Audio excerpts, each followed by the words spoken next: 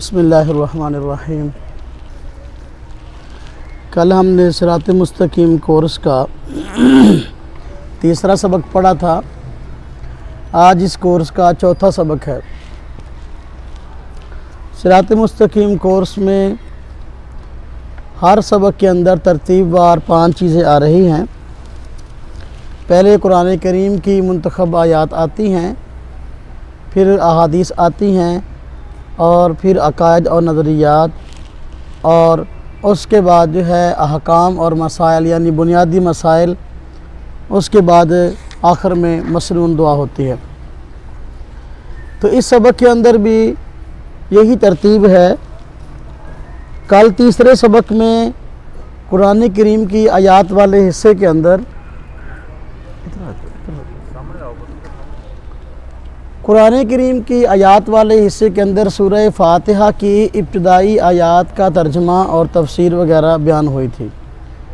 आज चौथे सबक में सूरह फातिहा का जो आखिरी हिस्सा है उन आयात की तफसीर और तर्जुमा वगैरह इंशाअल्लाह होगा। जो सूरह फातिहा की आखिरी आयात हैं वो ये हैं, औज़ु बिल्लाहि मिनश शैतानिर रजीम, बिस्मिल्लाहिर्रहमानिर्रहीम, इहदिनस सिरातल मुस्तकीम, सिरातल लज़ीना अनअमता अलैहिम, गैरिल मग़ज़ूबि अलैहिम वलज़्ज़ालिन। आमीन। यहाँ अल्लाह तबारक व तआला ने, चूँकि अल्लाह ताला की ज़ात रहीम और करीम है और अपनी मखलूक पर रहम फरमाने वाली है, तो अपनी मखलूक पर रहम फरमाते हुए और शफ़क़त फरमाते हुए उन्हें अपने सामने दुआ करने का और आजिज़ी करने का तरीका बताया है। दुआ ये सिखाई है, इहदिनस सिरातल मुस्तकीम। ये दुआ करो, या अल्लाह हमको सिरात मुस्तकीम दिखा दीजिए। ये दुआ सिखाई। इसके बाद फरमाया सिरातल लज़ीना अनअमता अलैहिम, उन लोगों का रास्ता दिखाइए जिन पर तेरा इनाम हुआ। गैरिल मग़ज़ूबि अलैहिम, उन लोगों का रास्ता ना दिखाइए जिन पर गज़ब उतरा। वलज़्ज़ालिन, और ना उन लोगों का रास्ता दिखाइए जो कि सीधे रास्ते से भटक गए। अल्लाह ताला ने मुसलमान को ये दुआ सिखाई है और मुसलमान इस दुआ को अल्लाह तबारक व तआला के यहाँ मांगता है कि अल्लाह सीधा रास्ता दिखा दीजिए। सीधे रास्ते की दुआ, सिरात मुस्तकीम का लफ्ज़ आया इस आयत के अंदर। सिरात मुस्तकीम किसे कहते हैं? सिरात अरबी ज़ुबान का लफ्ज़ है, इसका माना है रास्ता। मुस्तकीम का माना है वो रास्ता जो बिल्कुल सीधा हो, इसमें किसी किस्म का टेढ़ापन ना हो। बिल्कुल सीधे रास्ते को सिरात मुस्तकीम कहते हैं। और ये तो लुगत की बात थी, लेकिन शरीयत में जब भी सिरात मुस्तकीम का लफ्ज़ बोला जाए तो इससे क्या मुराद होता है? इससे मुराद वो रास्ता है जो इफ़रात और तफरीद से खाली हो और उसमें किसी किस्म की कजरबी टेढ़ापन ना हो, किसी किस्म की गुमराही ना हो। एतदाल वाले रास्ते का नाम सिरात मुस्तकीम है। अब देखिए, अल्लाह तबारक व तआला ने दुआ तो सिखाई कि अल्लाह हमको सिरात मुस्तकीम दिखा दीजिए, लेकिन बताया नहीं सिरात मुस्तकीम कहते किसको हैं। बल्कि अल्लाह ताला ने बड़ा अजीब और बेहतरीन अंदाज इख्तियार फरमाया कि उन लोगों की तरफ रहनुमाई फरमा दी जो सिरात मुस्तकीम पे थे, और उन लोगों की निशानदेही कर दी जो सिरात मुस्तकीम से भटक गए थे। फरमाया सिरातल लज़ीना अनअमता अलैहिम, उन लोगों का रास्ता दिखाइए जिन पे आपने इनाम किया। यानी सिरात मुस्तकीम उन लोगों का रास्ता है जिन पे अल्लाह का इनाम हुआ।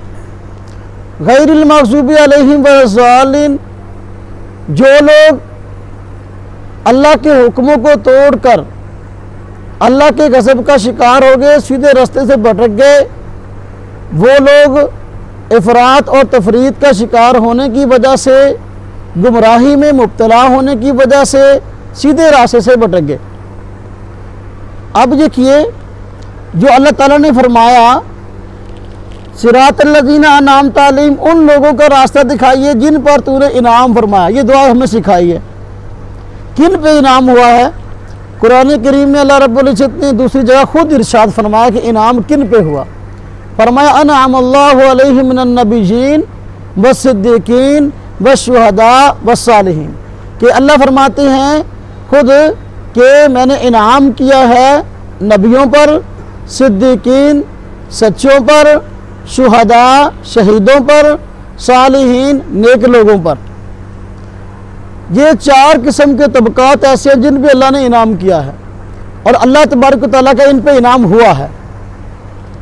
अब नबी किसे कहते हैं?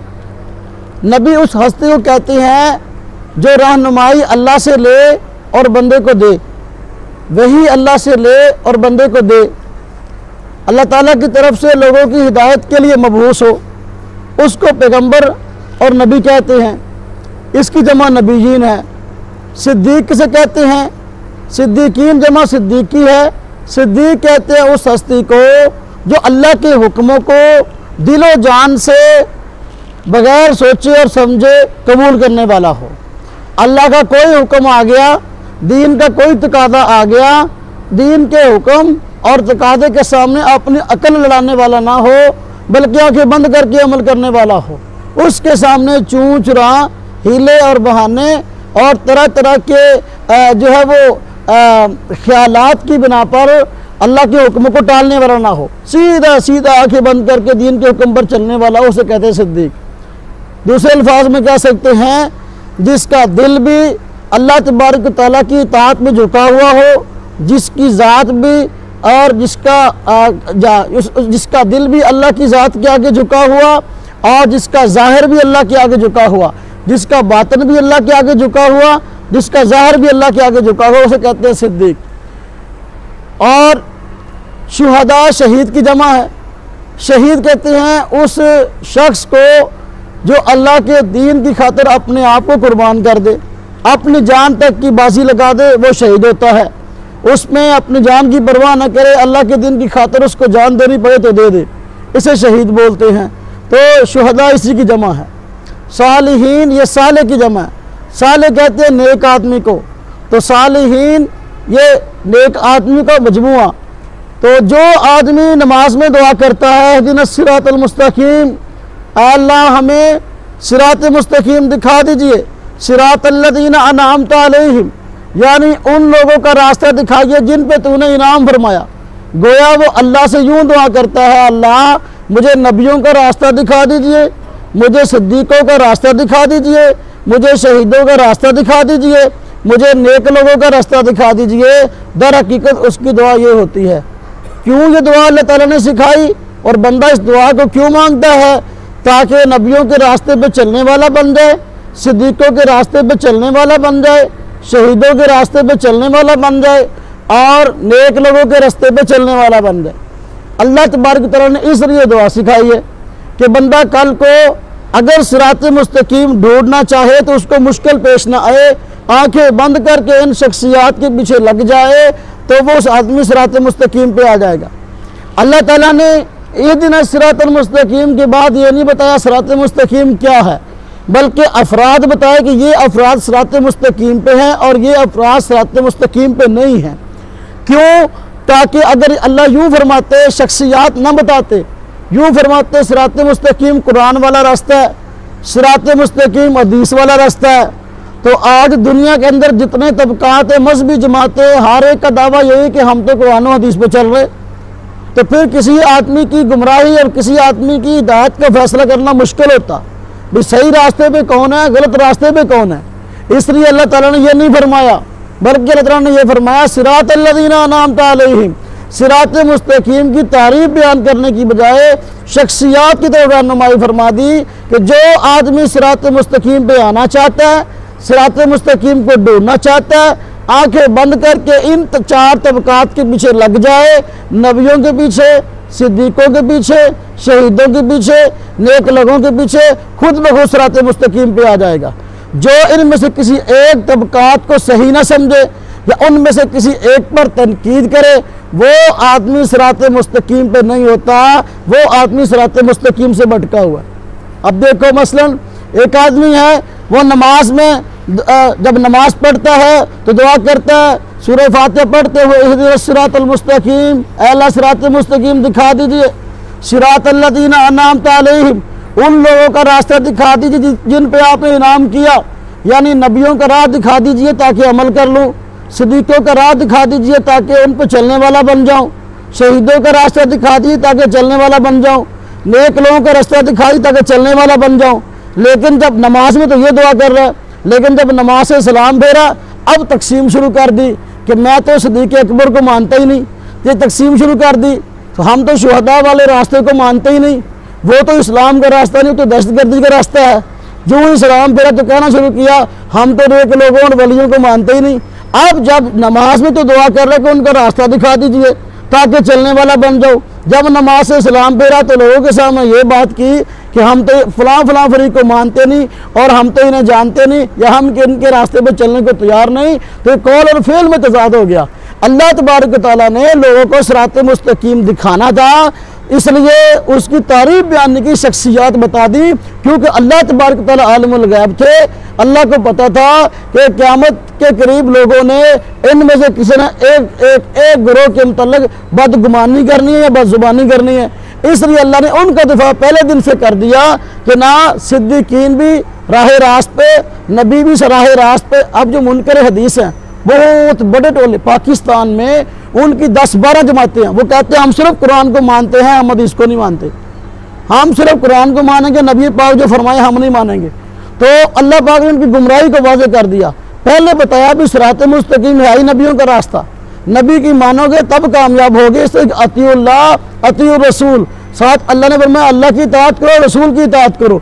जो आदमी कहे कि सिर्फ अल्लाह की इताअत है, नबी की हैसियत सिर्फ ये है कि जिस तरह डाकिया आया खत दे के चला गया, अब खत के साथ उसका कोई ताल्लुक नहीं, जिसको खत लिखा वो जाने या लिखने वाला जाने। ये मुनकर है, ये जो हदीस को नहीं मानते वो ये कहते हैं कि देखो नबी कुरान लेके आए, अब हमें देकर चले गए, अब हमें नबी से तशरीह लेने की ज़रूरत नहीं, हमें आपकी पैरवी की ज़रूरत नहीं, हम सिर्फ खुद ही कुरान पे अमल कर लेंगे। ये गुमराही है। अल्लाह रब्बुल इज़्ज़त ने सूरह फातिहा में इस गुमराही को बयान कर दिया।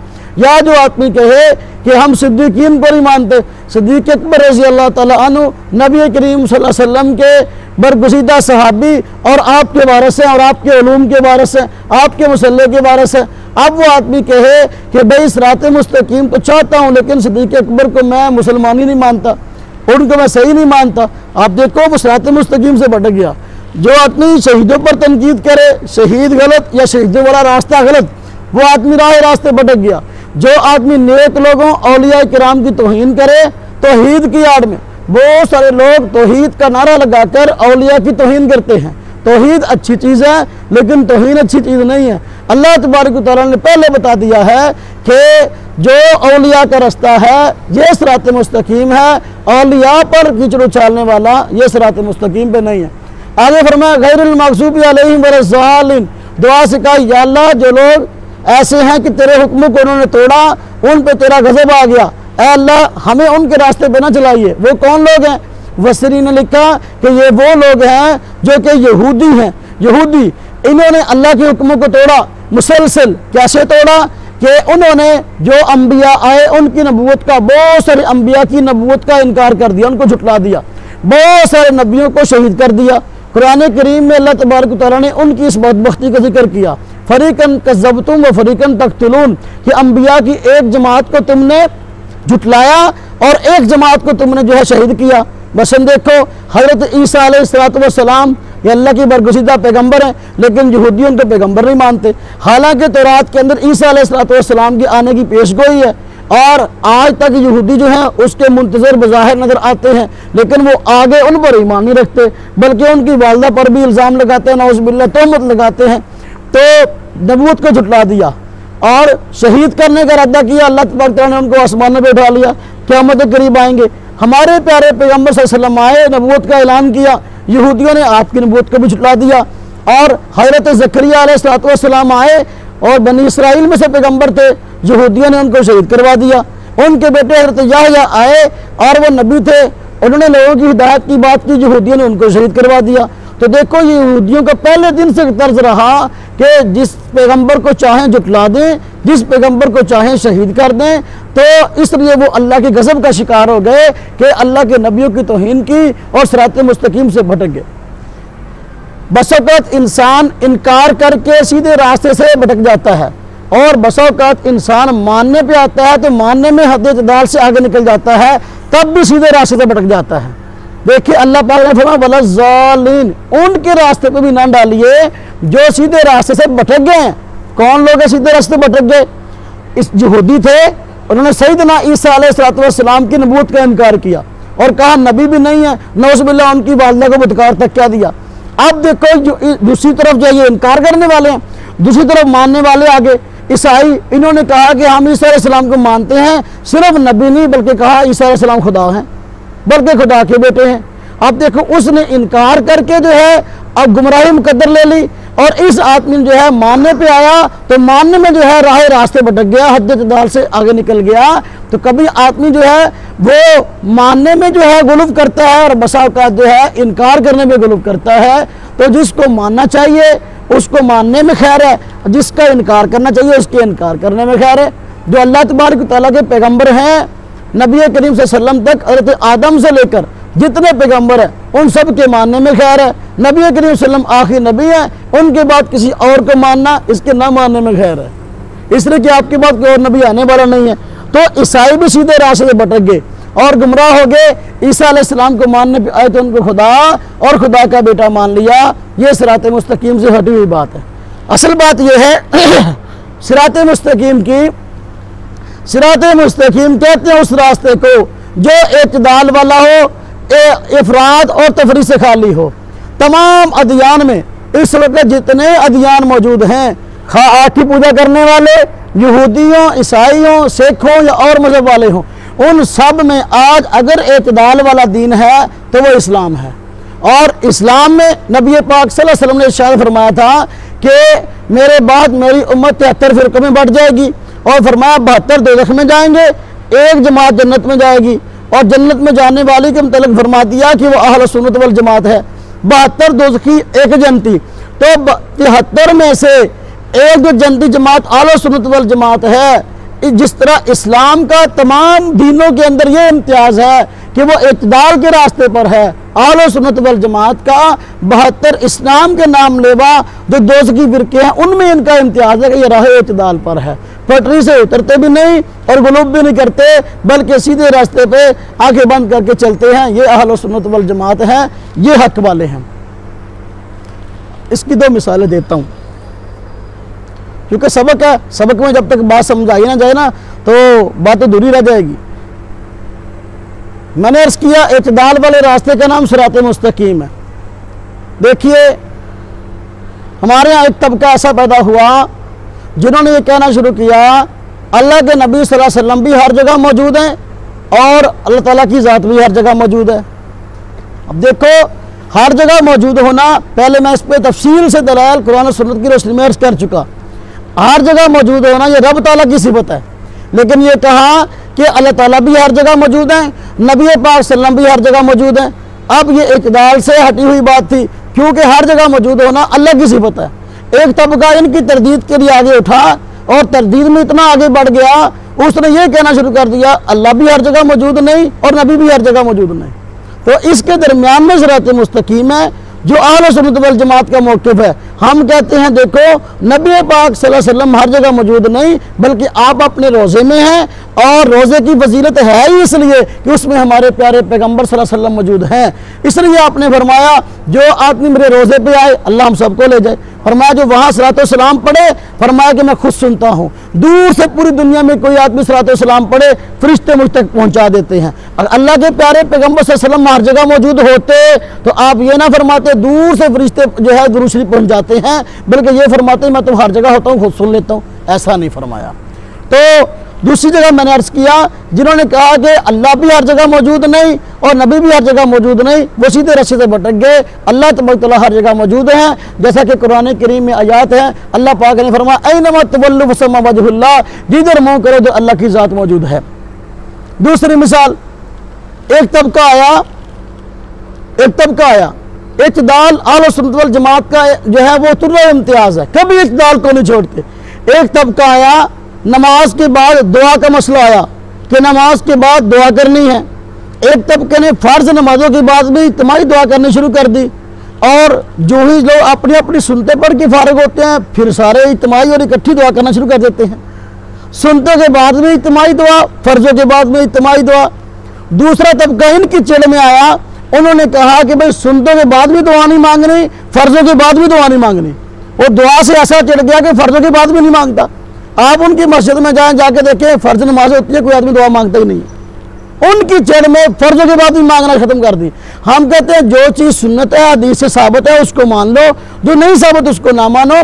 फर्जों के बाद इज्तिमाई दुआ ये तो साबित है, इसको मान लो। सुन्नतों के बाद चूंकि मामला अपना अपना है, उसके बाद आदमी अपनी सुनते पड़े और अपनी दुआ मांग के चला जाए, यही राह इत्तिदाल है। ये है अहले सुन्नत वल जमात का मौक़िफ़। इसमें और बहुत सारी मिसालें अर्ज कर सकता हूँ, तो वक़्त के जो है वो तंगी की वजह से सिर्फ इतनी काफ़ी है। मोबाइल दो, आगे हदीस देखें। हदीस देखें तो मैंने अर्ज़ किया था हर सबक के दूसरे नंबर पर अहादीस आती हैं, तो अहादीस में तरतीब आ रही हैं। हज़रत वाल बिन हुजर रज़ी अल्लाह तआला अन्हु मारूफ सहाबी हैं, वो फरमाते हैं कि मैंने रसूलुल्लाह सल्लल्लाहु अलैहि वसल्लम के साथ नमाज़ पढ़ी, जब नबी करीम सल्लल्लाहु अलैहि वसल्लम ने गैरिल मग़ज़ूबि अलैहिम वलज़्ज़ालिन फरमाया तो आप सल्लल्लाहु अलैहि वसल्लम ने आहिस्ता आवाज़ से आमीन कहा। कैसे आमीन कहा? आहिस्ता आवाज़। अब ये आमीन का मसला समझ लें। मैं मस्जिद में बैठा हूँ, ना मेरी नीयत पे शक करें और ना ही जो है मेरे कौल फेल पे। मैं यहाँ अल्लाह की रज़ा के लिए पढ़ाने के लिए बैठा हूँ, किसी ख़ास तबके के पर तनकीद के लिए नहीं बैठा। किसी ख़ास तबके पे तनकीद करके मैं अपने अजर को ज़ाया भी नहीं करना चाहता। मैं सबक पढ़ाने बैठा हूँ, अपने लोगों में अपनी बात समझाना हमारी मजबूरी है और हमारा कानूनी हक है। इससे ना हमें फौज रोकती है, इससे ना हमें कानून रोकता है। कानून कहता है अपने लोगों में अपनी बात खुल कर करो, ताकि लोगों को तसल्ली हो जाए कि हम जो काम करते हैं बिल्कुल सही करते हैं। इसी मकसद के लिए सबक में पूरी बात की वजाहत करना मेरी मजबूरी और मैं करता हूँ। हाँ, कहीं तकरीर और बयान हो, वहाँ अगर कोई कहे भी ये मसला समझा दो, समझा देते हैं। कोई कहे कि भाई यहाँ ज़रूरत नहीं है, हम कहते हैं ठीक है, लेकिन सबक है, सबक में पूरी बात करूँगा। थोड़े थोड़े आगे हो जाए। बिजली बंद है ना, जोर ज़्यादा लगता है। मसला आया आमीन का, तवज्जो से समझ लेंगे तो ये मसला इंशाअल्लाह ताला ज़िंदगी भर आपको दोबारा भूलेगा नहीं। आमीन क्या है? आमीन दुआ है। आमीन का माना है इस्ताजिब, ऐ अल्लाह कबूल फरमा। जिस तरह के देखें इमाम साहब दुआ कर रहे होते हैं, हम पीछे पीछे आमीन कह रहे होते हैं। क्या मतलब? या अल्लाह इमाम साहब जो दुआ मांग रहे हैं, ऐ अल्लाह इस दुआ को अपनी बारगाह में कबूल फरमाइए। आमीन का ये माना है। आमीन है क्या? आमीन दुआ है। क्या है? दुआ। बुखारी शरीफ में रिवायत है, हज़रत अता मशहूर ताबी फरमाते हैं कि बुखारी शरीफ में कि आमीन अद्दुआ, आमीन जो है ये दुआ है। अब दुआ जो है ये आहिस्ता मांगनी चाहिए आम हालात में, या ऊंची मांगनी चाहिए। इसके मुतल्लिक हम कुरान और सुन्नत का फैसला देखते हैं। तो आजकल ये मसला आमतौर पर चल जाता है कि नमाज में आमीन ऊंची कहनी है कि आहिस्ता कहनी है। अगर हम इस पे दलाइल पे गौर कर लेंगे तो फैसला हो जाएगा। आमीन के बारे में हज़रत अता ने फरमा दिया कि ये दुआ है। दुआ के बारे में सबसे पहले कुरान देखें। इमाम आज़म अबू हनीफा रहमतुल्लाह अलैह हमारे मुक्तदा, उनकी ये खूबी थी और सबसे बड़े फ़कीह थे। उनकी खूबी थी, कोई भी मसला जब बताते सबसे पहले दलाइल कुरान करीम से देते, उसके बाद दलाइल जो है अहादीस से देते, उसके बाद दलाइल खुलफाए राशिदीन के अमल से देते, उसके बाद जो है आगे बेतरतीब दलाइल आते। तो आम तौर पर जब कोई मसला ज़ेर बहस आता है ना, उस पर हम पूछते हैं भाई इस मसले पे कोई हदीस भी है? सबसे पहले पूछो कुरान है, उसके बाद पूछो हदीस है। सबसे नंबर पहला किसका है? कुरान का। दूसरा नंबर है हदीस सुन्नत का। फिर उसके बाद खुलफाए राशिदीन और सहाबाए किराम को देखो, उन्होंने कुरान और सुन्नत पर अमल कैसे किया। ये है असल तर्ज। इमाम अबू हनीफा रहमतुल्लाह अलैह उनकी खूबी ये, सबसे पहले कुरान को देखते हैं मसला जब कोई सामने आ जाए। आमीन के मसले में जब देखा कि ये दुआ है, दुआ के बारे में कुरान करीम को खोला, उसमें हमें रहनुमाई मिली। अल्लाह पाक ने फरमाया उदउ रब्बकुम तज़र्रुअन व खुफिया, कि तुम अपने रब से दुआ मांगो। दुआ मांगने के दो अदब बताए। जब दुआ मांगो तज़र्रुअ, आजिज़ी से मांगो और खुफिया आहिस्ता मांगो। ये दो आदाब दुआ के नबी करीम सल्लल्लाहु अलैहि वसल्लम ने हमें बताए हैं। उदू रब्बकुम तज़र्रुअन व खुफिया, अपने रब से दुआ करो तो आजिज़ी के साथ मांगो और आहिस्ता मांगो। अब अगर आमीन ऊंची आवाज से कहते हैं, जिस तरह कही जाती है बास जगहों पर आमीन, उसमें पहली बात है कि आजिज़ी कोई नहीं है, आजिज़ी वाली बात कोई नहीं। नंबर दो, जब आमीन ऊंची आवाज से कहेंगे उसमें खुफिया वाली बात कोई नहीं, आहिस्तगी वाली बात कोई नहीं। ये आदाब जो दुआ के दो अदब बताए हैं, दोनों अदबों के खिलाफ है।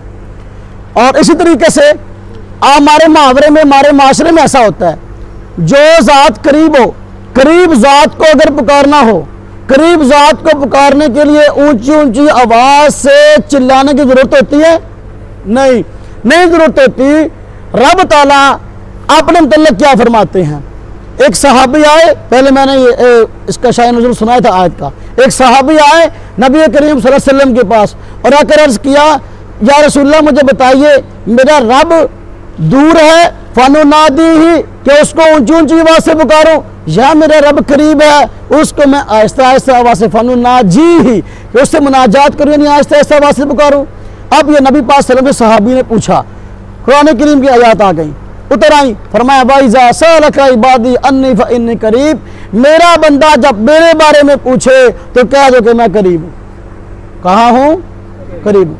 दूसरी आयत में फरमाया वनाहनु अक़रबु इलैहि मिन हब्लिल वरीद, हम तो इंसान की शारक से ज़्यादा करीब हैं। मैंने पहले भी आयत सुनाई थी, शारक ये हमारे सांस की नाली, देखो शारक से ज़्यादा करीब रब ताला की ज़ात है।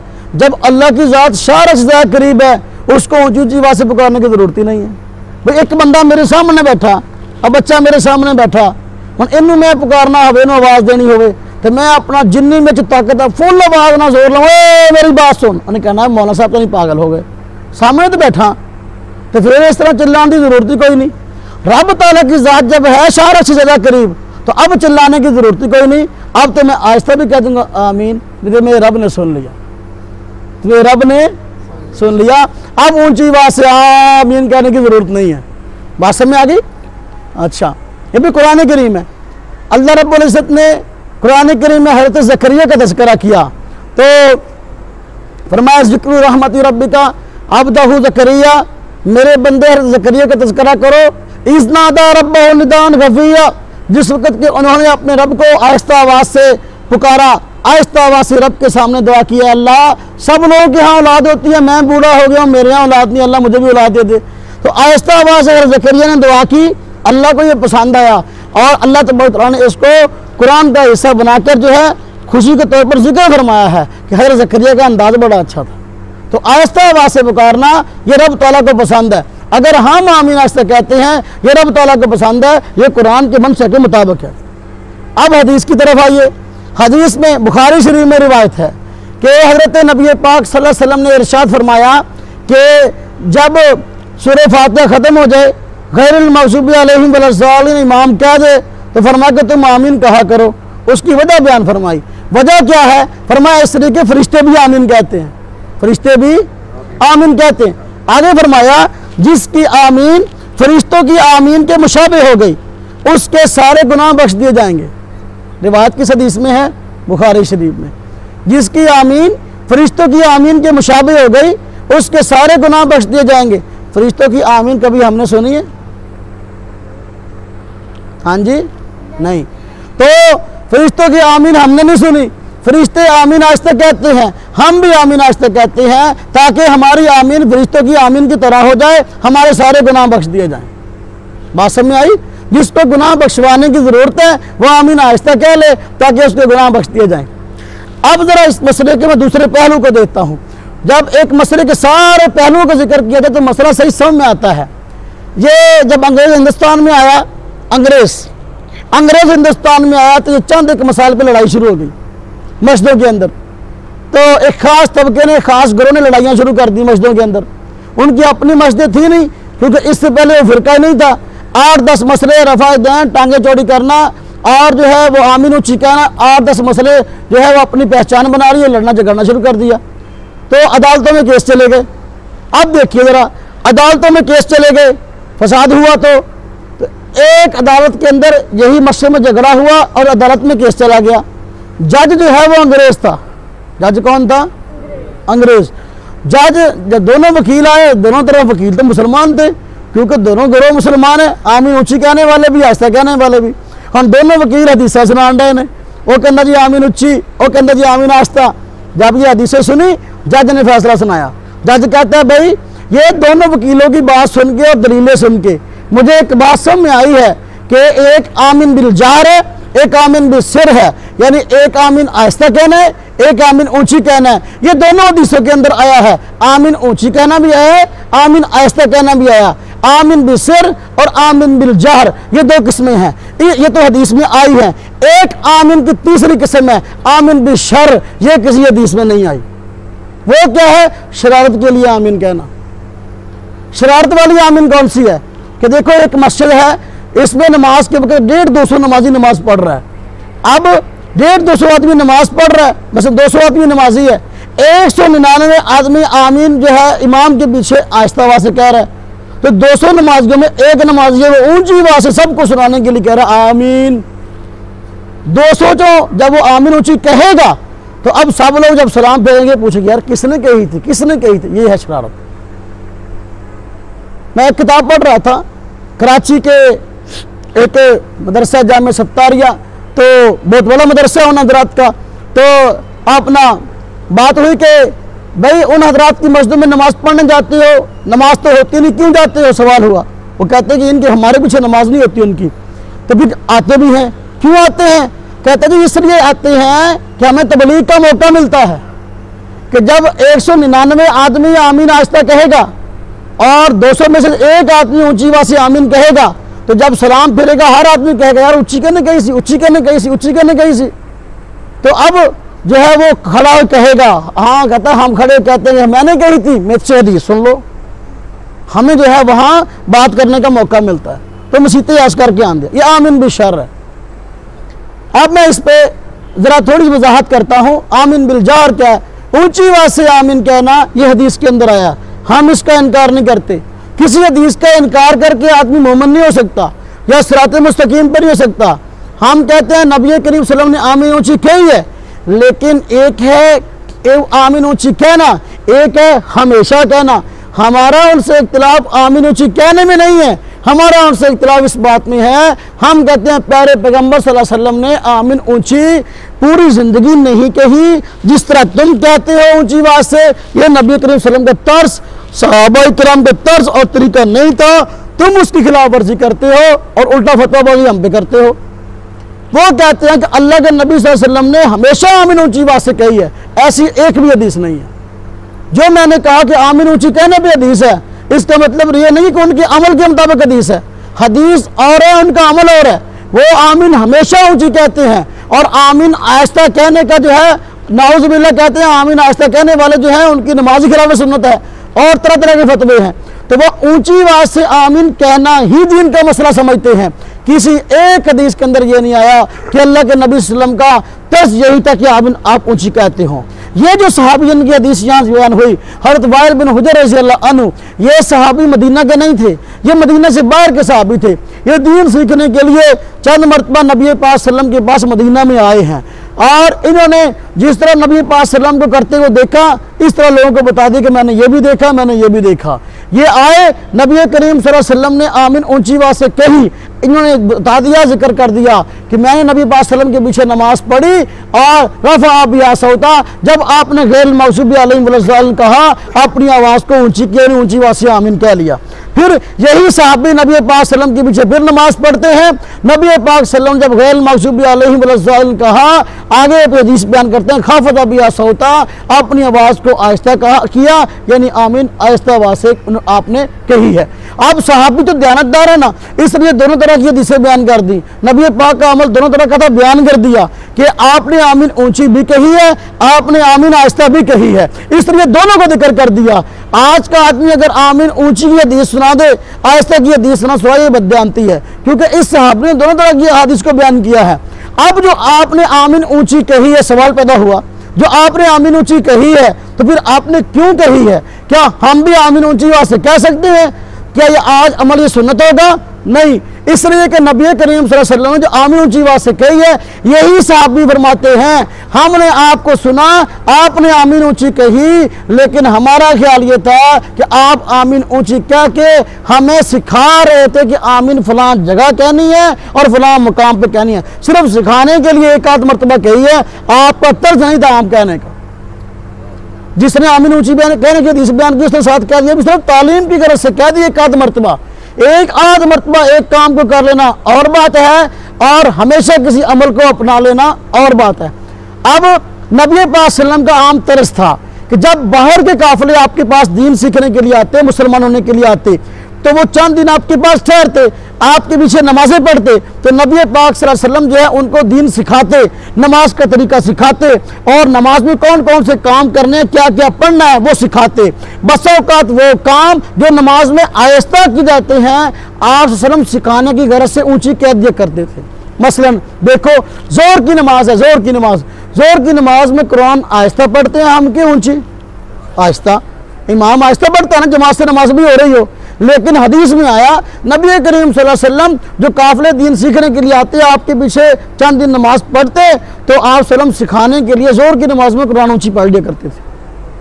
असर की नमाज में कुरान आहिस्ता पढ़ा जाता है, लेकिन नबी करीम वसल्लम बसा औकात दीन सिखाने के लिए जो नए लोग मुसलमान होते, नए काफिले आपके पास आते सिखाने के लिए, असर की नमाज में बसा औकात कुरान ऊंची आवाज से पढ़ लिया करते थे। मकसद क्या था कि भाई ऊंची आवाज से कुरान पाक पढ़ के इनको दिखाऊं, इनको पता चल जाए नमाज में क्या पढ़ना और कैसे पढ़ना है। उसकी मैं मिसाल देता हूँ। आज जिस तरह की सुबह को देखो मस्जिदों के अंदर बच्चे नादरा पढ़ने के लिए आते हैं, तो उस्ताद साहब कहते हैं कि बच्चे खड़ा हो जाए, सबको नमाज कहला, बच्चा नमाज कहलाता है ना जी, हाँ जी। या बस का तो उस्ताद एक तर्ज इख्तियार करते हैं, एक बच्चे कहते हैं चल भाई आके इमाम बन, सबको नमाज पढ़ा, बच्चा सबको नमाज पढ़ाता है, नादरे वाला बच्चा, पीछे ही बच्चे खड़े हैं सारे। अब ऊंची आवाज से जब इमाम बना हुआ ना, ऊंची आवाज से सुभान अल्लाह पढ़ता है, ऊंची आवाज से अल्हम्दुलिल्लाह पढ़ता है, ऊंची आवाज से रुकू में सुभान रब्बियल अज़ीम पढ़ता है, ऊंची आवाज से सजदे के अंदर जो है सुभान रब्बियल आला पढ़ता है। अब उसका मकसद क्या होता है ऊंची आवाज से उस्ताद को पढ़वाने का, कि जो बच्चे पीछे नमाज सीख रहे हैं इनको पता चल जाए कि नमाज की किस हालत में क्या चीज़ कैसे पढ़नी है, तो ये सिखाने के लिए है। वही जोर असर की नमाज में कुरान ऊंची सिखाने के लिए था। आप सल्लम ने जो आमीन ऊंची आवाज से कही है वो एक आध मरतबा कही है, सिखाने के लिए कही है, वगरना आपकी सुन्नत नहीं थी। आपका तर्ज और तरीका जो है आमीन आहिस्ता कहने का था, आपका तर्ज और तरीका आमीन ऊंची आवाज से कहने का नहीं था। यही वजह ये सहाबी फरमा रहे कि हमारा ये ख्याल और गुमान था कि जो नमाज में आपने आमीन ऊंची कही है उसका मकसद यही था कि आप हमें सिखा रहे थे। हम कहते किसी ने सिखानी हो तो आमीन ऊंची आवाज ने कह ले, लेकिन जरा जो किसी ने चुराना हो तो वास्ते आमीन ऊंची नहीं है, किसी को चुराने के लिए आमीन ऊंची आवाज से नहीं है। अब ये कुछ वक्त हुआ ऐसा, अजीब बात है, तारीख में ये मसले पहले भी इख्तिलाफी रहे हैं, लेकिन इनकी ये अहमियत नहीं थी जो आज जो है इन मसलों की अहमियत बन गई है। बाज़ अफराद ने इनको इस कदर अहमियत दी है कि इस्लाम कुफ्र के मसले बना लिए, इनकी बुनियाद पर जो है वो हम पर फतवेबाजी कर रहे हैं। वो बाज़ किताबों में मैंने पढ़ा, बात तकरीरों में हमने सुना, हमारे पास मौजूद है। हमें कहते हैं ये यहूदी हैं, यहूदी आमीन से चिढ़ते हैं, आमीन से चिढ़ते हैं। हालांकि अगर हम आमीन से चिढ़ते होते तो हम आमीन खुद क्यों कहते? हम तो आमीन कहते हैं। तो अगर हम यहूदी होते तो हम आमीन कहते ही ना। एक है आमीन से चिढ़ना, एक है ऊंची आवाज से चिढ़ना, दो बातें अलग हैं। आमीन ऊंची आवाज से कहना ये तो नबी पाक सल्लल्लाहु अलैहि वसल्लम की सुन्नत ही नहीं है। यहूदी जो है वैसे ही आमीन से चिढ़ते थे, ऊंची आवाज से नहीं चिढ़ते थे, लेकिन हमें यहूदी कहते हैं। ऐसा हुआ, कुछ माह हुए तो मंडी क्वार्टर में एक मौलवी साहब जिन्होंने ब्यास की कुर्बानी पे हमसे मुनाजरा किया था, पैसरे के अंदर राणा मंसूर नाज़िम के डेरे पर हुआ और अल्हम्दुलिल्लाह उसका बड़ा फ़ायदा हुआ। वही मौलाना साहब मंडी क्वार्टर में हमारे कुछ साथी को परेशान किया। क्या किया कि तुम आमीन जो आहिस्ता आवाज़ से कहते हो, तुम्हारे पास कोई हदीस नहीं है और तुम हदीस की खिलाफवर्जी करते हो, और हम आमीन ऊंची आवाज़ से कहते हैं, तुम उससे चिढ़ते हो, तुम यहूदी हो, तुम्हारा इस्लाम से क्या रिश्ता। वो बेचारे तबलीगी आदमी, चिल्ला चारमा लगाने वाले, उनसे जब ये बहस हुई बेचारे परेशान हो गए। उन्होंने हमसे रब्ता किया। मैंने कहा नहीं भाई, आहिस्ता आवाज़ से आमीन की भी हदीसें हैं, अगर आप आए हम आपको दिखाते हैं, सुन्नत आहिस्ता आवाज़ से आमीन कहना है तो उनको आप छोड़ें। लेकिन वो उनके पीछे पड़ गए, नहीं जी नहीं, हमसे आओ, हमसे बात करो, और हमारे पास दलाइल हैं, तुम्हारे पल्ले तो है कुछ नहीं, तुम्हारे मौलवी के पल्ले कोई चीज़ नहीं, इस किस्म की बातें की। तो मैं वहाँ गया मंडी क्वार्टर में, साथियों के पास बैठना हुआ, उनकी सारी बात मैंने वहाँ जाकर भी सुनी। मैंने कहा बात यह है कि आप उनसे ये बात जो है लिखवा के ले आओ कोई आदमी कि आमीन आहिस्ता कहने की कोई हदीस नहीं है। कुछ दोस्त गए और जाकर जो है उनको कहा भाई आमीन आहिस्ता कहने की कोई हदीस है? कहते आमीन आहिस्ता कहने की हदीस है ही कोई नहीं। उन्होंने कहा भी हमें लिख के दे दो कि आमीन आहिस्ता कहने की हदीस कोई नहीं है। तो कहते हम लिख के नहीं देते, लेकिन आमीन आहिस्ता कहने की हदीस कोई नहीं है। अच्छा, लिख के नहीं दिया। वो साथी आगे वापस कहते हैं जी अब जो है हम क्या करें? वो कहते हैं आओ हमसे बात करो। मैंने कहा मैं तो नहीं जाता, मुझे किसी ने बुलाया नहीं है तो मैं जाता नहीं, और मेरे मनसब के भी खराब है। आप लोग जाओ उनकी मस्जिद के अंदर, उनसे एक सवाल करके आओ और उनसे ये मसला पूछ के आओ। वो कहते हैं आमीन आहिस्ता कहने की हदीस कोई नहीं है। तवज्जो कीजिएगा जरा कि मैंने कहा देखो उनसे पूछो, 5 नमाजें फ़र्ज हैं, 5 नमाजें फ़र्ज हैं, उनकी सुन्नतें और नफल और फ़राइज़ उन पे गौर करें। कितनी रकातों के अंदर आमीन ऊंची आवाज़ से वो कहते हैं, कितनी रकातों के अंदर आहिस्ता कहते हैं। मैंने कहा 5 फ़र्ज नमाजें, 5 फ़र्ज नमाजों की जो 6 रकातें हैं, सिर्फ 6 रकातें सिर्फ फ़र्जों की, उसमें वो आमीन ऊंची आवाज़ से कहते हैं, बाकी सब रकातों के अंदर आहिस्ता कहते हैं। फजर के 2 फ़र्ज उसमें आमीन ऊंची कहते हैं, मगरब के 2 फ़र्ज उसमें आमीन ऊंची कहते हैं, इशा के पहले 2 फ़र्ज उसमें वो आमीन ऊंची कहते हैं। अब आहिस्ता कहाँ वो कहते हैं। ये देखो फजर से पहले सुनते, आमतौर पर तो वैसे सुनतों के दुश्मन है, वो सुन्नत और नफल वो पढ़ते नहीं है, लेकिन मस्जिद बहुत जल्दी खाली होती है। लेकिन अगर कभी पढ़ें तो उनसे पूछो फजर से पहले 2 सुनते हैं, जो 2 सुनते हैं इनको तुम पढ़ते हो, इसमें आमीन आहिस्ता कहते हो। फजर के 4 फ़र्ज हैं, उससे पहले 4 सुनते हैं, जो पहली 4 सुनते हैं इसको पढ़ते हो, इसमें आमीन आहिस्ता कहते हो। फजर के 4 फ़र्ज हैं, इसको पढ़ते हो, इसमें आमीन ऊंची नहीं कहते, आहिस्ता कहते हो। उसके बाद 2 सुनते हैं, इसको पढ़ते हो, इसमें आमीन आहिस्ता कहते हो। आप असर के 4 फ़र्ज हैं, इनको पढ़ते हो, इसमें आमीन आहिस्ता कहते हो। उससे पहले अगर 4 सुनते तुम्हारे मुकद्दर में हो, पढ़ो तो उसमें आमीन आहिस्ता कहते हो। मगरब के 3 फ़र्जों के बाद जो है 2 सुनते अगर पढ़ो उसमें आमीन आहिस्ता कहते हो। और ईशा जो है उससे पहले अगर 4 सुनते तुम्हारे मुकद्दर में हो, उसमें आमीन आहिस्ता कहते हो। ईशा के 4 फ़र्ज हैं, पहले 2 फ़र्जों के बाद जो आखिरी 2 फ़र्ज हैं उसमें आमीन आहिस्ता कहते हो। उसके बाद अगर 2 सुनते पढ़ो उसमें भी आमीन आहिस्ता कहते हो। अगर वितर पढ़ो, वितर में भी आमीन आहिस्ता कहते हो। मैंने पूछा, मैंने कहा देखो मैं उनसे जाकर ये बात पूछो कि देखो 5 रकातें, 5 नमाजें फ़र्ज हैं, 5 फ़र्ज नमाजों की सुन्नतों और फ़राइज़ के अंदर सिर्फ 6 रकातों में आमीन ऊंची आवाज़ से कहते हो, बाकी ये सारी रकतें जो है इसमें आमीन आहिस्ता कहते हो। तुम कहते हो आमीन आहिस्ता कहने की हदीस ही कोई नहीं है, तो हमें ये समझाओ क्या ये हदीस के बगैर कहते हो? बात माकूल है कि नहीं? अगर तो आमीन आहिस्ता कहने की हदीस ही कोई नहीं है, फिर तो उनको चाहिए सारी जितनी नमाजें हैं, फ़र्ज और नमाजों की जितनी रखते हैं, और फ़र्ज हो या सुनते हो, सब के अंदर आमीन ऊंची आवाज़ से कहें, आहिस्ता कहने की हदीस ही कोई नहीं है। तो फिर ये अमल उनका और है, दावा उनका और है, कहते हैं हदीस कोई नहीं आमीन आहिस्ता कहने की, लेकिन ये इतनी रकातों के अंदर आमीन आहिस्ता कहते हैं। इसकी वजह क्या है? अब अजीब वाक़या हुआ, अजीब वाक़या, ये मेरी ज़िंदगी का अजीब वाक़या। मैं तो नहीं गया वहाँ, दोस्तों को भेज दिया। मैंने कहा यार उनको कोई एक हदीस हमें लिख दो कि जिसका ये तर्जमा हो कि इन तमाम रकातों के अंदर जो है वो आमीन आहिस्ता कही जाएगी। नहीं है तो तुम कहते हो आमीन आहिस्ता कहने की हदीस ही कोई नहीं है, फिर हमें बताओ ये बगैर हदीस से कहते हो। ये लोग चले गए, इन्होंने जाकर उनसे मुतालबा किया तो वो झगड़ने लग गए। अब हदीस तो उनके पास है कोई नहीं, और जो है वो मामला भी उनके यहाँ उल्टा है, कहते कुछ है करते कुछ है, तो उनसे झगड़ने लग गए। मामला बहुत तूल पकड़ गया। तो मुझे उन्होंने फ़ोन किया कि मौलाना साहब ये तो सारी मस्जिद इकट्ठी ऐसे 3-4 बंदे शरीफ तबलीगी बंदे गए, शांति इन्होंने परेशान करता, तुझे भी आओ। मैं क्या चलो ठीक है, मैं 8-10 लड़के हम भी चले गए। हमने कहा चलो यार अहले हदीसों की मस्जिद में हम हदीस सुनने के लिए चले जाते हैं, कोई मसला नहीं, झगड़ना नहीं। वहाँ मैं छात्रों को समझा दिया, वहाँ चले गए। मैं जो ही मस्जिद में दाखिल हुआ, मौलाना साहब आपको किसने बुलाया? मैंने कहा बात यह है कि मैं लड़ने के लिए नहीं आया, मैं मुनाजरे के लिए नहीं आया, मैं बहस के लिए नहीं आया, मैं सिर्फ हदीस सुनने के लिए आया हूँ। अहले हदीसों की मस्जिद में हदीस सुनना जुर्म की बात नहीं है, ये जुर्म नहीं है ना। मैंने कहा मुझे हदीस सुना दो, ये जोर असर और ये जो रकात जिनमें तुम आमीन आहिस्ता कहते हो ये हदीस की वजह से कहते हो, हदीस के बगैर कहते हो। तो अब जो है ना मौलाना साहब हम आपसे बात नहीं कर सकते, आपको हक ही नहीं कि हमसे बात करो। मैंने कहा मैं आपसे मुनाजरा नहीं कर रहा, मैं सिर्फ हदीस सुन, क्यों आपने हम पे हमें यहूदी कहा, आपने हमारे तबलीगी साथियों को जीना हराम कर दिया। जब भी बाजार में गश्त के लिए निकलते हैं तो तुम जो है उनको चुराते हो, उनको आवाज़ें कसते हो, उनके पीछे जो है तरह तरह की बातें करते हो। तो इसलिए मैं हदीस सुनने के लिए आया हूँ। पता क्या कहने लगे, कहते हमारे पास तो ऊंची आवाज़ से आमीन कहने की हदीस है, वो सुन लो। मैंने कहा अगर जोर की नमाज में, असर की नमाज में आमीन ऊंची कहते हो तो ऊंची की हदीस सुना दो। ये क्या, जोर की नमाज में आमीन आस्ता कहते हैं और कहते हैं हमारे पास ऊंची आवाज की हदीस है तो वो सुन लो। मैं कहा मैं क्यों सुन लूँ भाई, मुझे उस हदीस से इनकार ही नहीं है। मैंने कब कहा कि ऊंची आवाज से आमीन की हदीस नहीं है? हाँ, मुझे जो इनकार है इस बात से है कि अल्लाह के एक हदीस में ऐसा नहीं है कि अल्लाह के नबी सल्लल्लाहु अलैहि वसल्लम जो इन 6 रकातों में भी आमीन हमेशा ऊंची आवाज से कहते हो, ऐसी एक हदीस भी नहीं है। अगर है तो मुझे सुना दो। हदीस में यही सहाबी फरमाते हैं कि मैंने आपकी मुझसे नमाज पढ़ी, आपने आमीन ऊंची आवाज से कह ली, एक मरतबा कह ली, 2 मरतबा कह ली, ये तो फरमा दिया, लेकिन हमेशा कहते थे ये सहाबी कहते नहीं है बात। मैंने कहा जोर असर की नमाज की बात हो रही है, आप कहते हो आहिस्ता आवाज से आमीन कहने की हदीस कोई नहीं है, तो फिर आपका ये अमल जो है ये और है और तर्ज और है और दावा और है। तो वो कहने लगे देखो जी बात ये है, अब सुने बात जिस पे टक लगा, बहुत बहस हुई वहाँ, तो जिस पे पूरी मस्जिद जो है फिर वो अल्लाह माफ़ फरमाए हंसने लग गई। ऐसी अजीब बात की इन्होंने, कहने लगे कि मौलाना साहब आप जोर असर की नमाज पे आ गए हो, पहले फजर की नमाज पे आओ ना, फजर की नमाज में आमीन ऊंची है तो पहले ऊंची आवाज पे जो आमीन है ना उस पर बात करते हैं।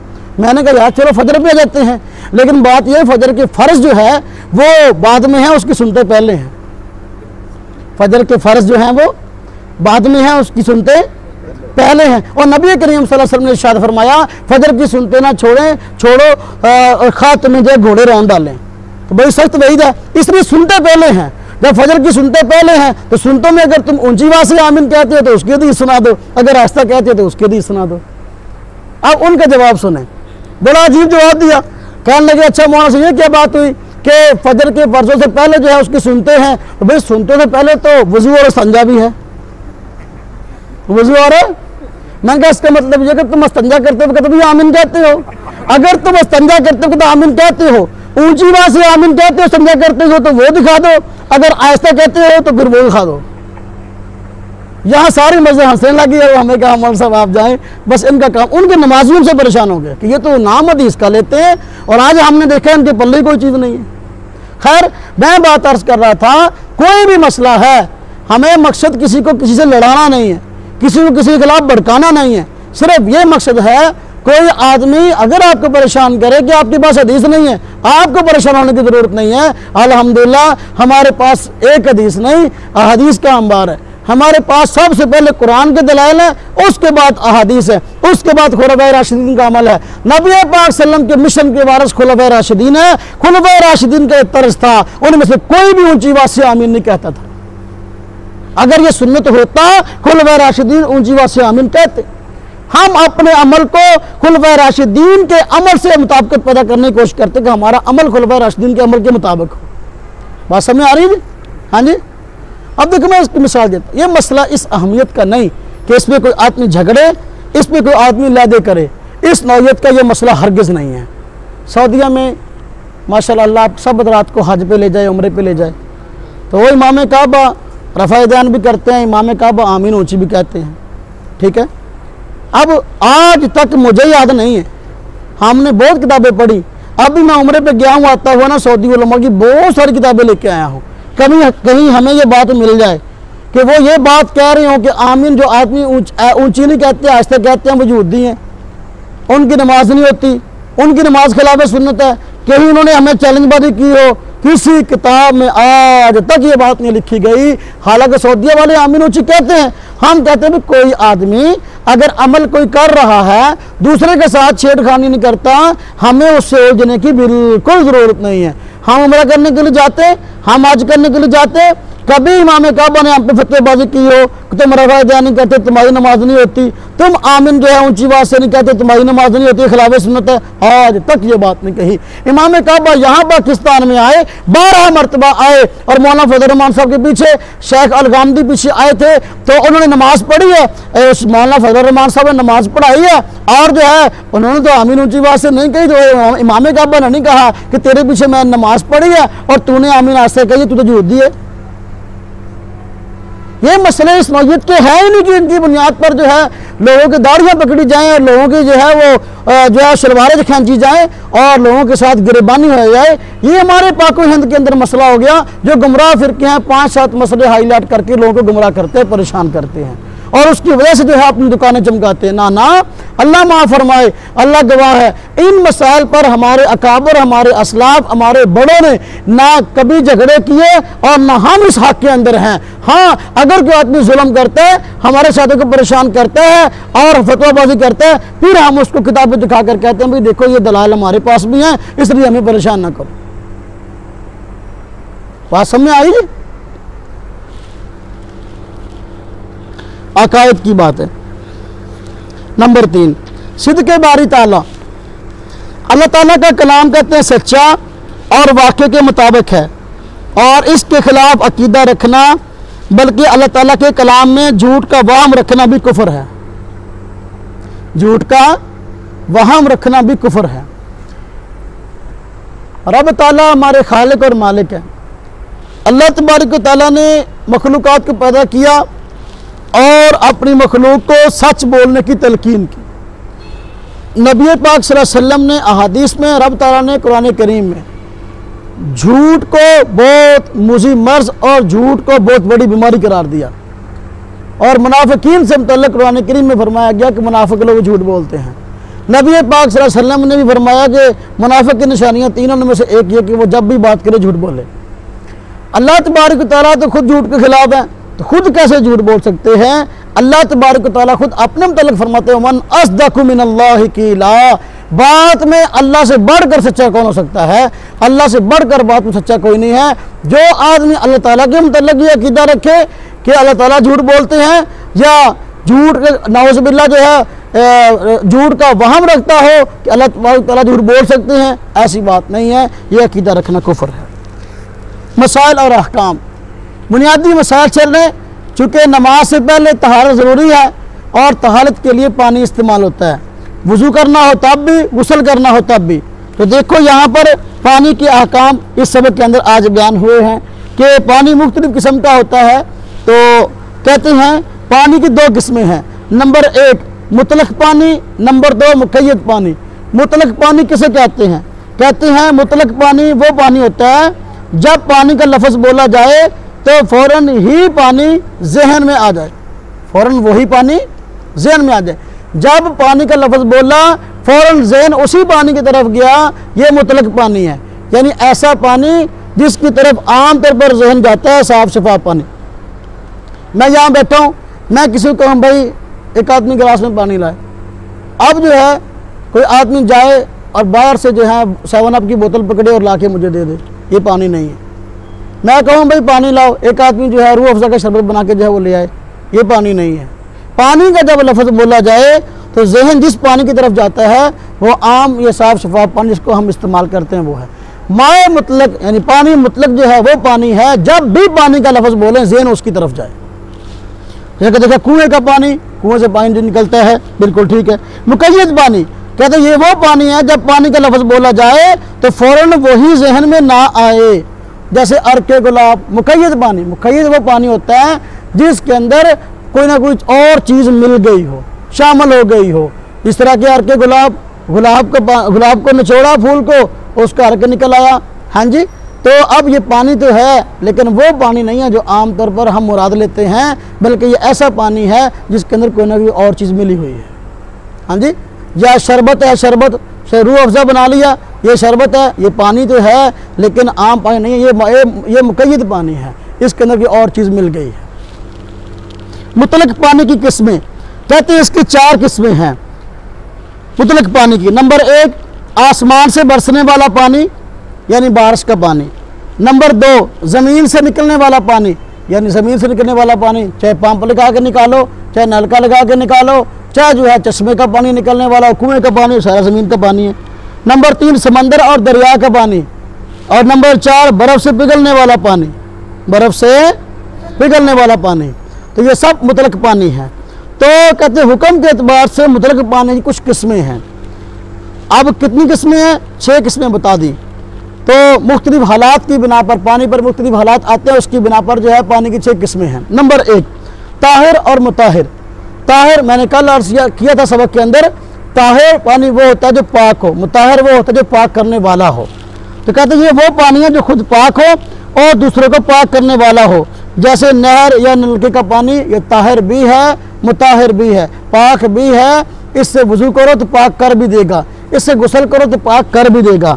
हुक्म कहते हैं इसका हुक्म यह कि इससे हर तरह की निजासत दूर करना जायज़ है, यानी जो पानी ताहिर हो और मुताहिर हो उससे पाकी असर करना जायज़ है, वजू गुस्ल जायज़ है, इसमें कोई हर्ज वाली बात नहीं है। नंबर 2, ताहिर मुताहिर मकरू। ये कौन सा पानी है? ये वो पानी है जो खुद पाक हो, दूसरों को पाक करने वाला हो, लेकिन इससे तहारत हासिल करना मकरू है। जैसे कि बिल्ली का जूठा, कल हमने अर्ज किया था बिल्ली हराम है, तो कहा था तो ये था इसका कि इसका जूठा पानी नापाक हो, लेकिन चूँकि घरों में चक्कर लगाने वाली है इससे बचना मुश्किल है, इसलिए शरीयत ने आसानी पैदा कर दी कि अगर एक पानी के अंदर मुंह डाल दे तो इसका जूठा पानी जो है वो ताहिर मुताहिर तो है, लेकिन इससे पाकी हासिल करना मकरूह। कहते हैं अब कहते हैं इस पानी के अलावा अगर ताहिर मुताहिर पानी मौजूद हो, यानी अगर तो वुज़ू की नौबत आ गई, गुस्ल की नौबत आ गई, बिल्ली का एक पानी पड़ा था, बिल्ली ने उसमें मुंह डाल दिया, अब देखना है कि इसके अलावा और पानी है कि नहीं। अगर तो इस पानी के अलावा हाँ जी ताहिर मुताहिर पानी मौजूद है तो इससे तहारत हासिल करना, बिल्ली के जूठे से तहारत हासिल करना मकरूह होगा।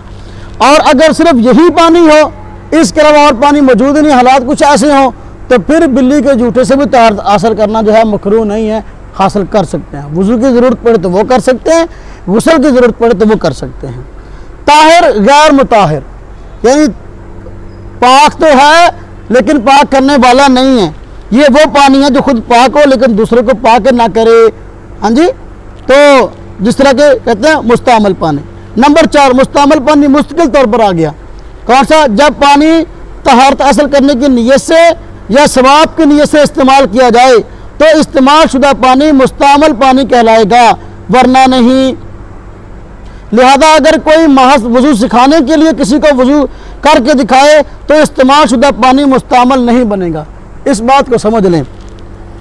कल मैंने मुस्तामल पानी से मुतल्लिक़ कुछ बातें अर्ज की थी कि पानी इस्तेमाल शुदा कब होता है। पानी इस्तेमाल शुदा देखो यहाँ बताया, 2 तरीक़ों में से किसी एक तरीक़े को इख्तियार करने से पानी इस्तेमाल शुदा हो जाता है। नंबर 1, तहारत की नीयत से उस पानी को इस्तेमाल कर लिया। आप पानी आपके पास मौजूद है, आपने वुज़ू करने की नीयत से उस पानी को इस्तेमाल कर लिया। अब वुज़ू का पानी जो नीचे गिर रहा है ये माए मुस्तामल है, इस्तेमाल शुदा पानी है। ये अगर आप किसी बर्तन में जमा कर लेते हैं तो ये माए मुस्तामल है, तो अब ये पानी इस्तेमाल शुदा हो गया है, तो ये पानी पाक तो है लेकिन आगे पाक करने वाला नहीं है, कल समझाया था। नंबर 2, मुस्तामल पानी दूसरे तरीके से भी होता है। एक आदमी है, पहले उसकी तहारत मौजूद है, वुज़ू उसका मौजूद है, उसने कहा चलो यार वुज़ू पर वुज़ू कर लूँगा तो और सवाब होगा, पाकी पर पाकी का मज़ीद सवाब होता है। सवाब हासिल करने के दोबारा फिर वुज़ू कर लिया, तो दोबारा फिर वुज़ू करते वक्त जो पानी इस्तेमाल किया है तो वो इस्तेमाल शुदा पानी भी माए मुस्तामल बन जाएगा। क्यों? इसलिए कि कल मैंने अर्ज़ किया था कि इसलिए कि जो पानी पाकी हासिल करने के लिए इस्तेमाल किया जाता है नीयत से या सवाब की नीयत से, तो जब उस वुज़ू किया जाता है, हदीस में आता है कि वुज़ू करते वक्त जो है वो इंसान के गुनाह जो हैं वो धुल जाते हैं। चेहरा धोता है तो जो चेहरे से किए, हाथ धोता है तो जो हाथ से किए, पाँव धोता है जो पाँव से गुनाह किए वो धुल जाते हैं। गुनाह नापाक चीज़ है और नापाक चीज़ जो है वो किसी पाक चीज़ के अंदर मिल जाए उसको भी नापाक कर देती है। तो असल में तो ये पानी इस्तेमाल शुदा नापाक होना चाहिए था, लेकिन चूँकि अब ये पानी इसमें आम तौर पर हमें इससे वास्ता पड़ता है, तो इस वास्ता पड़ने की वजह से जो है वो आसानी पैदा कर दी गई, क्योंकि वुज़ू करते हैं तो पानी कपड़ों पर गिर जाता है, बाजू गीले जाते हैं। हाँ जी, तो इस मुश्किल की वजह से ये फैसला किया गया, खिफ़त आ गई इस तंगी की वजह से, ये पानी पाक तो है लेकिन दोबारा इसको पाकी हासिल करने के लिए इस्तेमाल नहीं कर सकते। तो पानी पर मुस्तामल होने का हुक्म, इस्तेमाल शुदा होने का हुक्म 2 वजूहात में से किसी एक वजह से लगेगा, या तो तहारत हासिल कर लो या तहारत पर तहारत हासिल कर लो, सवाब के लिए से उसको इस्तेमाल कर लो। लेकिन अगर उस पानी को वुज़ू की अपना वुज़ू तहारत हासिल करने की नीयत से इस्तेमाल नहीं किया या सवाब की नीयत से इस्तेमाल नहीं किया, मसलन देखो ये सबक हो रहा है, सबक में आपने मुझे कहा जी वुज़ू करने का तरीका बता दो, वुज़ू कैसे करते हैं, मैंने कहा पानी ले आओ। अब मैं आपको वजू करने का तरीका बता रहा हूँ कि पहले कुल्ली करते हैं या पहले हाथ धोते हैं, फिर कुल्ली करते हैं, फिर नाक में पानी डालते हैं, फिर चेहरे को 3 मरतबा धोते हैं, फिर बाजू को 3 मरतबा धो के दिखाऊं, फिर सर का मसा करूं, फिर पाँव को धोऊं। अब ये क्या है, मैं आपको वजू का तरीका सिखा रहा हूँ, खुद वजू नहीं कर रहा। ये सिर्फ तालीम के लिए है, सिर्फ सिखाने के लिए है। इससे अब ये पानी जो मैं इस्तेमाल करूँगा ये पानी मुस्तअमल नहीं बनेगा। क्यों? इसलिए कि मैंने पाकी हासिल करने की नियत नहीं की, सिर्फ सिखाने की नियत की है कि तुम्हें जो है वजू का तरीका सिखा रहा हूँ। अब ये पानी इस्तेमाल शुदा नहीं बना, इसको इस्तेमाल शुदा नहीं कहेंगे, ये ताहर मुताहर रहेगा, इससे पाकी हासिल कर सकते हैं। लेकिन जो पानी इस्तेमाल शुदा हो गया, वजू करने की वजह से नियत के साथ वजू किया या जो है सवाब की नियत से वजू किया, तो अब कहते हैं इसका हुक्म यह है कि इस पानी से तहार हासिल करना जायज़ नहीं, इस्तेमाल शुदा। जैसे वजू करते हो कहते हमने जो है नीचे बाल्टी रख ली तो पानी इसमें जमा हो गया, अब इस पानी से दोबारा वजू नहीं कर सकते, ये पानी जो है वो इस काबिल नहीं है। नंबर 5, ताहिर मशकूक पानी, यानी ऐसा पानी जो पाक है और मशकूक है। इसकी मिसाल कल हमने दी थी ना जी, जैसे गधे और खच्चर का पानी। गधा जो है इसका गोश्त खाना हराम है, इसका तकादा यह है कि इसका जूठा पानी नापाक हो। लेकिन घरेलू पालतू जानवर है और घरों में आमतौर पर रहने वाला जानवर चीज़ों में मुंह डाल देते हैं, इसलिए इस चीज़ का तकादा यह कि इसका पानी जो है नापाक ना हो। दोनों जूतों का एतबार किया गया, पाक तो मान लिया, लेकिन ये कहा कि इसके पाक करने में शक है, कहा गया इसका हुक्म ये बयान कर दिया गया कि भाई देखो अगर इसके अलावा और पानी मौजूद हो, गधे के जूते या खच्चर के जूते के अलावा, तो उससे तहारत हासिल कर लो। लेकिन अगर कोई और पानी मौजूद ना हो तो फिर अब मजबूरी है, अब तुम 2 काम कर लो, क्या कि इससे वजू भी कर लो और फिर तयम्मुम भी कर लो, तो दोनों में से किसी एक से तहारत हासिल हो जाएगी। नंबर 6, नजस यानी नापाक पानी। ये वो पानी है जिसमें कोई नापाक चीज़ शामिल हो जाए, जैसे पानी में शराब गिर जाए, पानी में पेशाब गिर जाए तो पानी नापाक हो गया। इस पानी का हुक्म कहते हैं, इसका हुक्म यह है कि इससे तहारत हासिल करना जायज़ नहीं है, यानी इससे पाकी हासिल करना जायज़ नहीं है, जो नजस नापाक पानी है। आगे मसनून दुआ देखें, हर सबक के एंड पर मसनून दुआएं आती हैं, तो ये मसनून दुआ आ गई। तो इस मसनून दुआ में देखिए, कल जो हमने मसनून दुआ पढ़ी थी तीसरे सबक के आखिर में, उसमें क्या था, दुआ क्या थी, किस चीज़ की थी, वाशरूम में दाखिल होने की, बैतुल खला में दाखिल होने की दुआ। आज है बैतुल खला से बाहर निकलने की दुआ। बैतुल खला से बाहर निकलने की दुआ है गुफरानका, साथ साथ पढ़ लें जी, गुफरानका अल्हम्दुलिल्लाहिल्लज़ी अज़हबा अन्निल अज़ा वआफ़ानी। अब देखो इसका तर्जमा देख लें और फिर ये दुआ क्यों सिखाई गई उसकी ज़रा वजाहत करते हैं। फरमाया कि गुफरानक, अल्लाह हम आपसे बख्शिश चाहते हैं, अल्हम्दुलिल्लाहिल्लज़ी, तमाम तारीफ उस अल्लाह के लिए हैं, हाँ जी, अज़हबा अन्निल अज़ा, जिसने दूर कर दी मुझसे तकलीफ, वआफ़ानी, और मुझे आफियत बख्शी। अब ये दुआ जो है क्यों सिखाई गई है, नबी पाक सल्लल्लाहु अलैहि वसल्लम रहमतुल लिल आलमीन है, ज़िंदगी के हर शोबे के अंदर आपने शफ़क़त फरमाते हुए अपनी उम्मत को दुआएं सिखा दी हैं, ताकि जो है ये इनके मामलात जो हैं वो खैर आफियत के साथ जो है वो अंजाम पसीर हों और ये लोग जो हैं अल्लाह के मकबूल बंदों में शामिल हो जाए। देखो गुफरानक, गुफरानक के माना हम बख्शिश चाहते हैं। बख्शिश उस वक्त चाहिए जाती जब कोई कोताही हो जाए। जो वक़्त वाशरूम में गुजरता है, बैतुल खला में गुजरता है, वो अल्लाह की इबादत से खाली गुजरता है। चूँकि अल्लाह की इबादत से खाली गुजरता है, जो वक़्त अल्लाह की इबादत से खाली गुजरे उस पर वाकई जो है तौबा इस्तिग़फ़ार की ज़रूरत है, इसलिए गुफरानक का लफ़्ज़ आया। आगे अल्हम्दुलिल्लाहिल्लज़ी अज़हबा अन्निल अज़ा, ये देखो जब पेशाब आया तो आने के बाद निकल गया, अल्लाह रब्बुल इज़्ज़त ने जो तकलीफ़ जो है देखो भेजी थी उससे आफियत मिल गई। हमें जो परेशानी हुई थी अल्लाह पाक ने पेशाब निकलने के बाद जो है सुकून दे दिया। अब इसके शुक्राने के तौर पर यह दुआ सिखाई गई है। देखो जो लोग बीमार हैं, मरीज़ हैं, उनका पेशाब बंद जाता है, उनको कितनी तकलीफ़ होती है। जिस आदमी को गुर्दों की तकलीफ़ है उसका पेशाब बंद जाता है, देखो नहीं पेट फूल जाता है, 2-4 दिन के बाद उसका पेशाब जो है ना वो यहाँ से सुई लगाकर जो है 5 किलो 6 किलो निकालना पड़ता है, अल्लाह माफ़ फरमाए। तो कितनी बड़ी तकलीफ दे बात है। पेशाब आया और आफियत के साथ निकल गया। जब तक पेशाब किया नहीं होता आदमी जो है कितनी तकलीफ में होता है, लेकिन जो ही पेशाब किया अब राहत और सुकून मिल गया। कब्ज़ हो जाए तो कब्ज़ की वजह से कितनी बीमारियाँ पैदा हो जाती हैं, बहुत बीमारियाँ, इंसान कई बीमारियों का शिकार हो जाता है। लेकिन जो है जब कब्ज़ नहीं है, वह खाना आया अपने वक्त में जो उसका अखराज हो गया, तो ये अल्लाह ताला की तरफ से नेमत है। इसके शुक्राने के तौर पर ये दुआ सिखाई गई कि भाई अल्लाह का शुक्र अदा करो कि जिस तकलीफ में तुम मुब्तला हुए थे, अल्लाह रब्बुल इज़्ज़त उस तकलीफ को दूर कर दिया और तुम्हें आफियत बख्श दी। अल्लाह पाक नबी पाक सल्लल्लाहु अलैहि वसल्लम के मुबारक तरीके के मुताबिक ज़िंदगी गुजारने की तौफीक अता फरमाए।